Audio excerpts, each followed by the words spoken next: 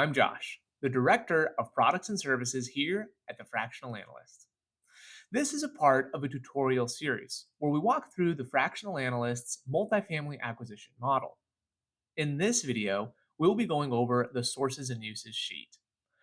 We will be discussing how you can see the costs to acquire a multifamily property and how you are funding all of those costs.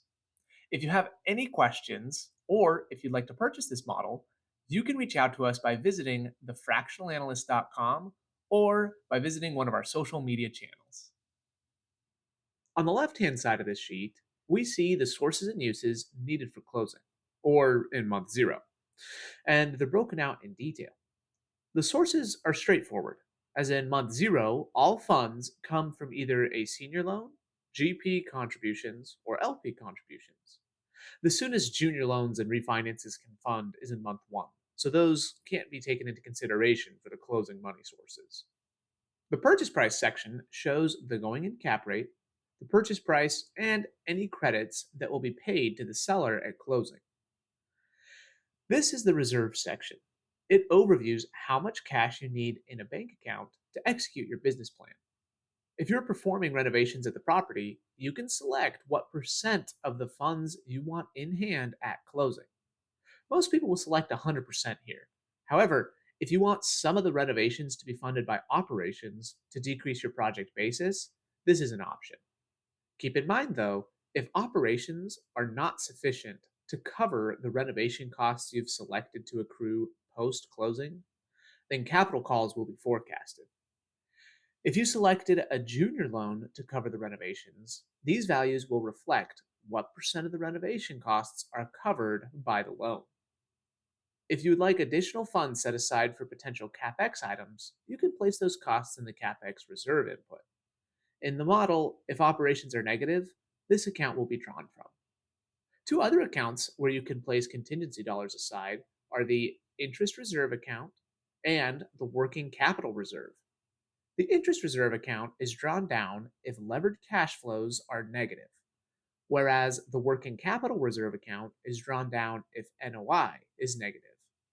With both these options, you can accurately represent your team's contingency funds, as well as contingency funds a lender may require you to hold in an escrow account. If your underwriting is resulting in capital calls, then increasing your working capital reserves is the best way to overcome that.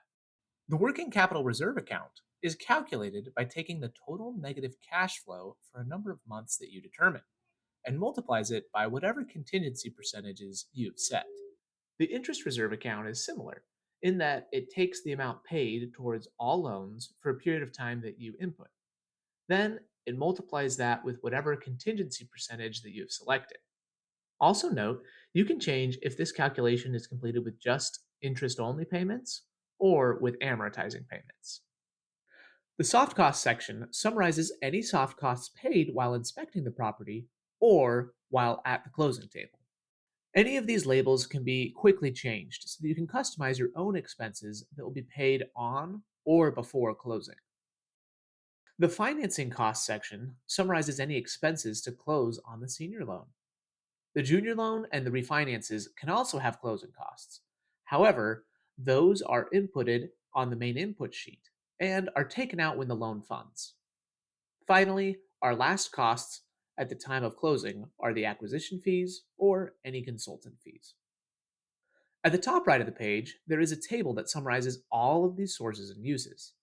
This is a great table to include in presentations, so you can easily tell investors how much money you're raising and what those funds will be used for.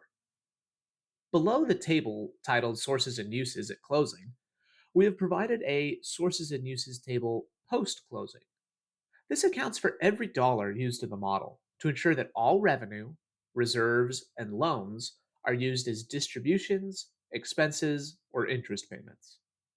Checking that the total sources and total uses on the sheet match ensures that the model is functioning properly.